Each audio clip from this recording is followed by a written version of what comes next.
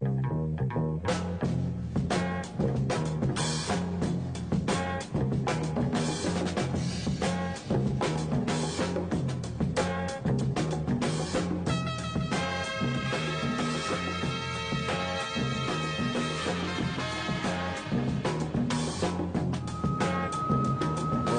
writing, you have a name to label yourself, you know, to get up with. When you think of a name, you know, everybody has a name. It's like to signify you. And then you can accompany with a number. You know, let's say there's more than one of you. Most of the graffiti seems to take the form of individual names and numbers, but we never see any kind of obscene graffiti. It's extremely rare to see four-letter words or any kind of pictured graffiti. Very, very rare. Well, I think maybe it's a pattern of the times. I believe it's youngsters who are trying to find expression. Maybe hard times, social upheaval. Could be a form of art also. The mark is the same as a dog staking out its territorial, you know, when it walks down the block and makes its little mark. That's what these kids are doing. And this gives them a sense of identification. And say, look, this is me. Yeah! King! King! We use many different chemicals, solvents, and acids, and base materials to remove graffiti. But very often we have difficulty removing the stains that kind of a residue of graffiti that are absorbed right into porous stones like this one. This is another one of our king graffiti. Bosco. We have a special graffiti squad consisting of a sergeant and about a dozen men who are particularly knowledgeable in the workings of the graffitiists and the identification of them. Where do you write? All over. Trains, buses, vans, trucks, anything, signs. Telephone poles. Psychologists have claimed that it's a sort of a self-identification. The type of graffiti we've been seeing in the last 10 years is that usually involving a kid's name and a number, and the number is usually his street number, maybe the block number. So it's been names like you see here, Bug 143 and Pito 159. These are typical names. Pit, Scat, Reefer. Why did you choose those? They sounded nice, so I decided to write them. Used to be a movie out. It used to be called The Godfather. And, you know, everybody used to write that. So I used to write The Godfather, and one of my friends came up to me and said, hey, why don't you write what's short for it? And he said, Don. So I told him, yeah, Don sounds all right. So that's when I started hitting that. My graffiti name? God, I have a lot of them. I just use all different kind of graffiti names, nothing in particular. What about a monument like this? Some people would say you're defacing this monument. We just helping a little. This is something. You see your name on the train, say, yeah, that's me.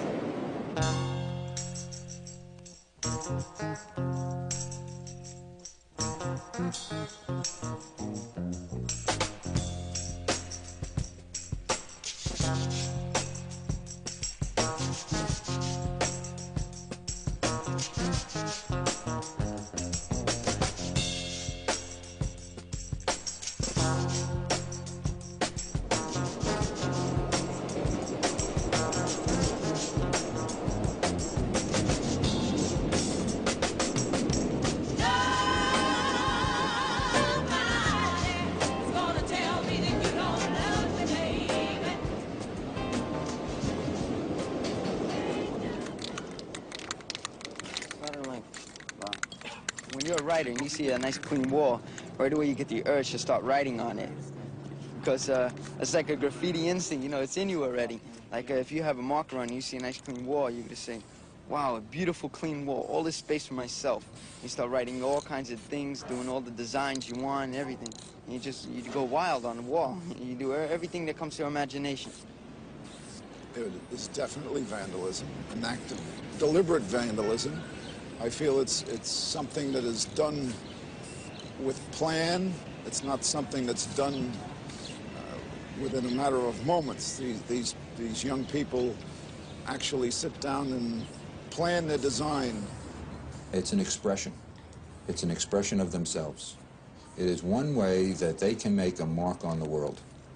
Very, very imaginative. They have wonderful imaginations. They're absolutely incredible. I think it's really foolishness. People just don't have nothing to do, so they just go right on the walls or anything. They should take that home, right on their walls at home. It makes the city look very stupid. Just like a group of guys, yeah. You know, like just certain guys, like say from my neighborhood, it's me and a couple of other guys. And we, like, when we write, we all go together. And that's like our writing clique. But there's other guys that go with their friends and they got writing cliques. SSB. Yeah, like SSB, 3YB, that's 3 Yard Boys. 3 Yard Boys. SSB, South Stone Brothers. There's a whole lot of writing cliques. To let your name be known to others. When you write it, like, say like if you write it, somebody come around and say, oh, wow, that's your name? You say, yeah. So you can put a name that sounds good. Then you write it, different colors. You put different colors, and that's to make it sound good. Well, I feel that some people, they just get a kick out of doing it, that's all. They just like to do it. They see everybody else do it. They figure they might as well do it too. Like if you in a gang, right, and that certain person don't like you and they see your name up there, sometimes they try to overwrite your name with their name, like that. Or like if you see somebody and your name is up there and it's one of your friends, you say, hey, you write some nice graffiti, man. You know, like, wow, teach me, because I ain't never did it before. It's an individual's expression of his own manlyhood, is staking out a section of ground as his own, as much as a dog would by tinkling on a fire hydrant. We had certain preconceived notions that these essentially were children from minority groups, kids from broken homes, and essentially this was their outlet. Some of them pulled fire alarm boxes, others marked up.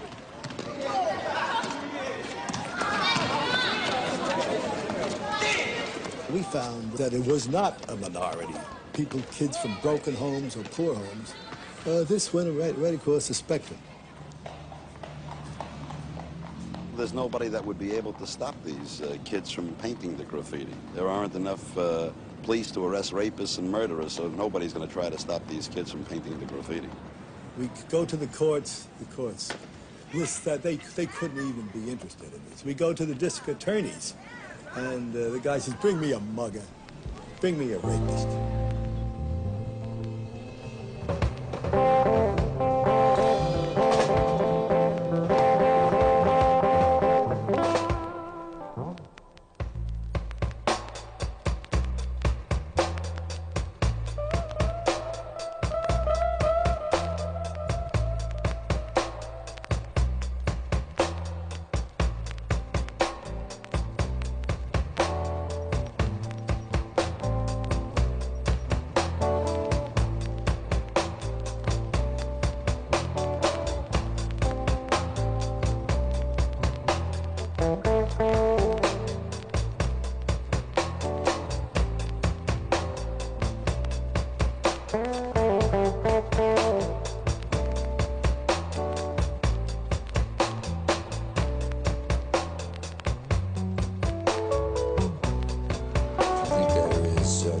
amount of beauty involved.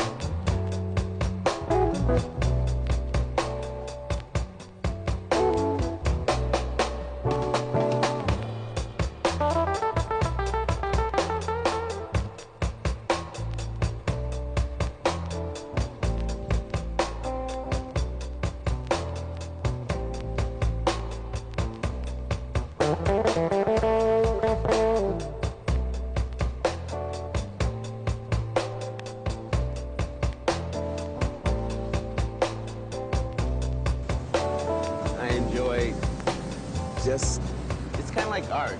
That's the way I look at it. It's art, you know. The American public as a whole is starting to appreciate that talent, brand new talent that we're now seeing for the first time. A new art form that is amazing. The city fathers have stated that it is an art form of sorts, and that the youth that occupy themselves with this practice should be permitted to do it, to express their artistic capabilities. However, I think the entire situation has gotten out of hand, and I see absolutely nothing nice about it whatsoever. It ruins the walls or anything that the paint is being used on. It just makes it look awful. I think it's an expression by the kids, though. They want to express something, dissatisfaction or something they feel bad about anything, you know, so they feel like they could express it by painting on a wall. I think it's a step in the right direction, although it's a slow step. We need something a lot more revolutionary. Whatever message it wants to convey has to be dug out of it. I look at it, right? But offhand, I can't see the message. I can't hear it, but I know it's there. The message is revolution.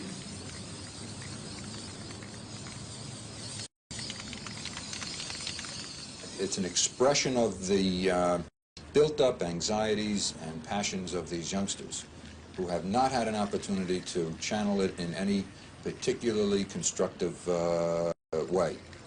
And it is part and parcel a reflection of our society as a whole.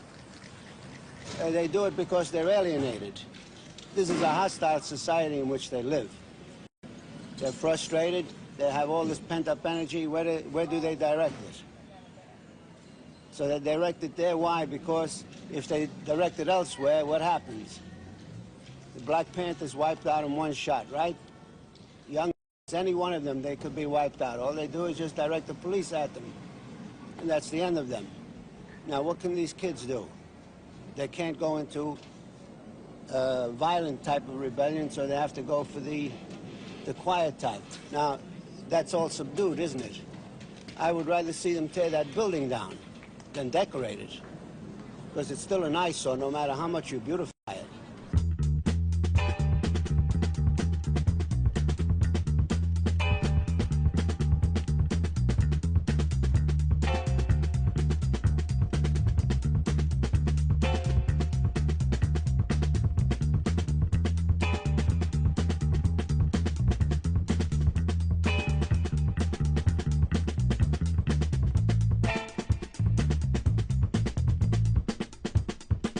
American society can spend billions on armaments and find it difficult to spend billions on uplifting our environments, then we are witnessing what happens.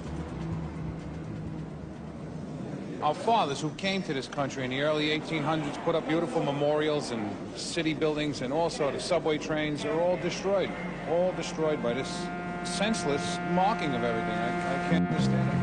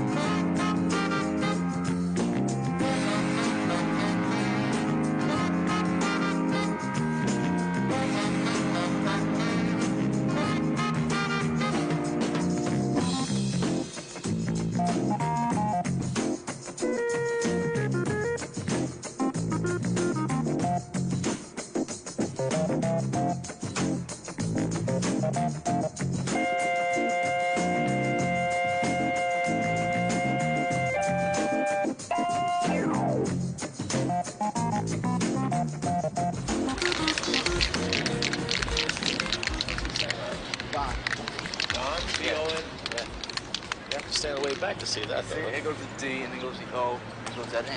Oh, yeah, I got it now. You the fellas that paint up the trains? Yep. Yep. We quit. You quit why? Why? Yeah.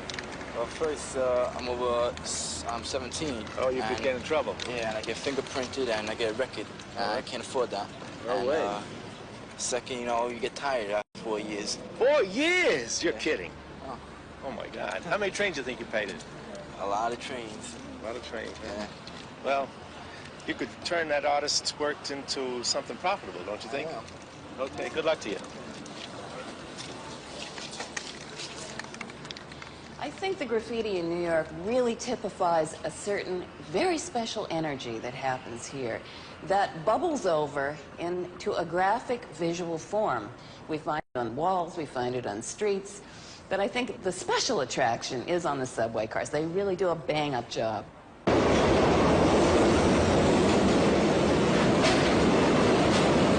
The thing that really I find very exciting is waiting for the subway train, and sometimes you will get a glorious one that arrives decorated like a birthday cake.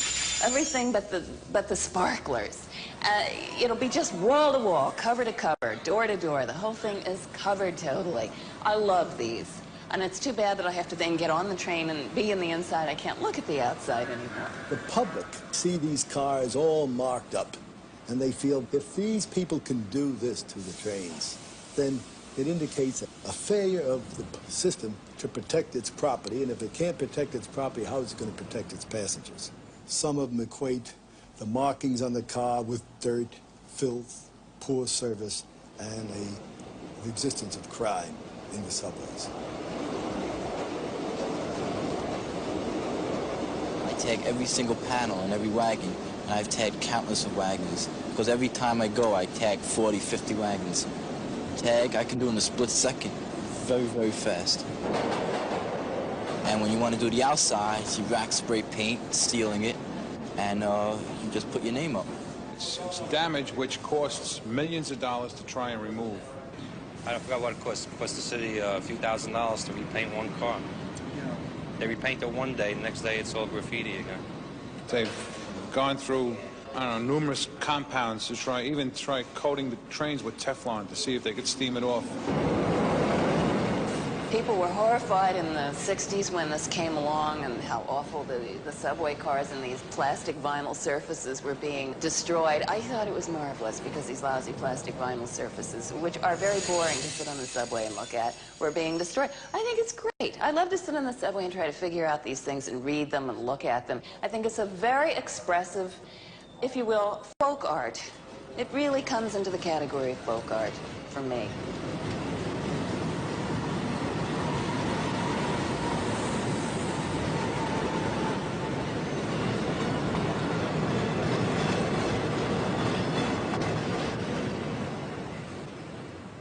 Where do you write mostly? Mostly the layups where they keep the trains on the weekend. And how do you get in to do that? With a key. Or sometimes the doors are open. And just go inside, a whole bunch of us, all the writers. And we just, you know, start marking up all over, inside, outside, every place. The key I have is a 400 key. And it's a master key for all the trains in New York City. And I got this key from my friend, and he let me make a copy of it.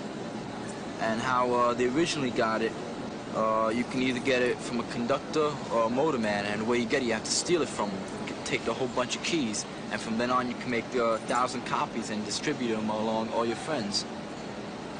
And you go at the end of the station, you jump down, and go in between the cars, open the car up, and get inside. And you have to be careful, because as soon as you go down, this third rail is right on the side. And if you step inside the third rail, well, you're dead. So you have to either climb on top of it, just stay away from it, whatever you do. By accident, I've touched the third rail with my sneaker, and I just burned a hole right through it. It's pretty dangerous. You could get caught by the cops, you could get beat up, you could get electrocuted, hit by a train, anything could happen. Sometimes they beat you up, they'll let you go, take your paint. Sometimes they'll spray you with your own paint. They took one kid and they sprayed him red, white, and green, his hair and his whole body. They made him look like a flag. Some of them have told me that that's what they get off on. going in the yards, running away from the guards, you know, who are in the train yards.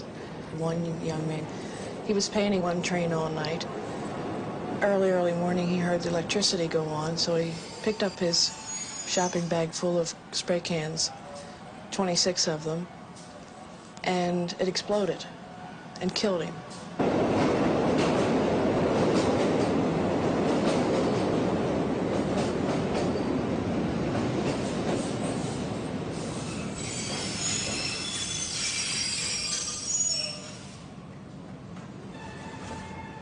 Some of them hang on the side of the trains, believe it or not, and paint as the trains are moving. I mean, it's devastating. We find that there is only a small number, probably from 500 to 1,000, who are ritualistic graffitiists.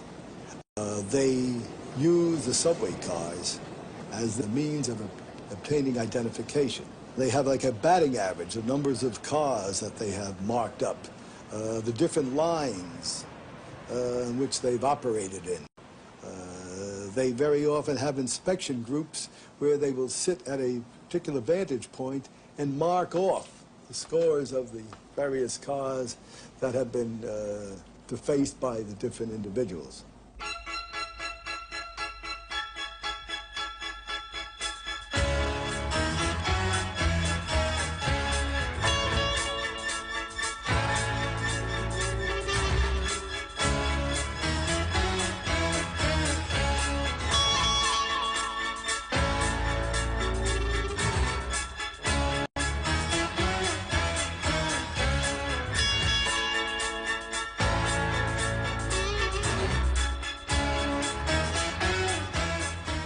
Train that may leave 205th Street and go all the way out to Stillwell Avenue.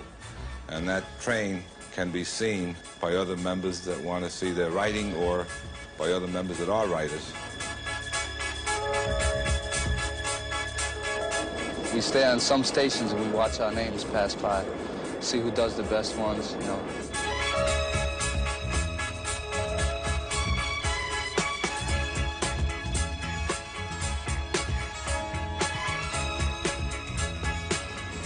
Check out everybody else's work and check out your work too. I like to see my name go by on the train. It gives me a good feeling, you know, just see my name there.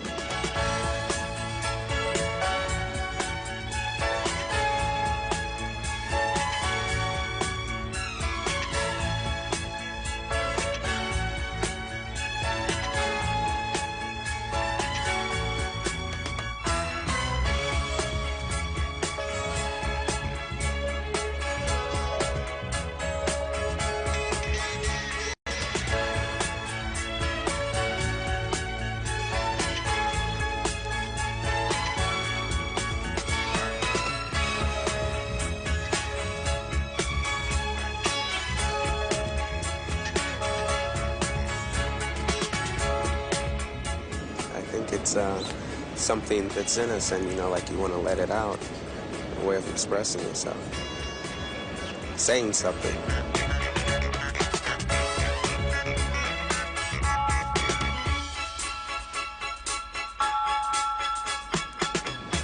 Sometimes I spend a long time, a couple of hours watching trains, taking pictures, just spending time with the writers, hanging out, doing anything, just as long as it has to do with graffiti.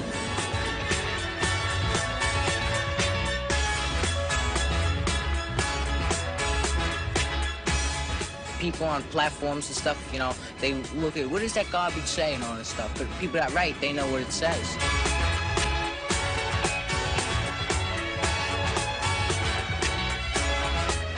My piece, my name, watch my name go by.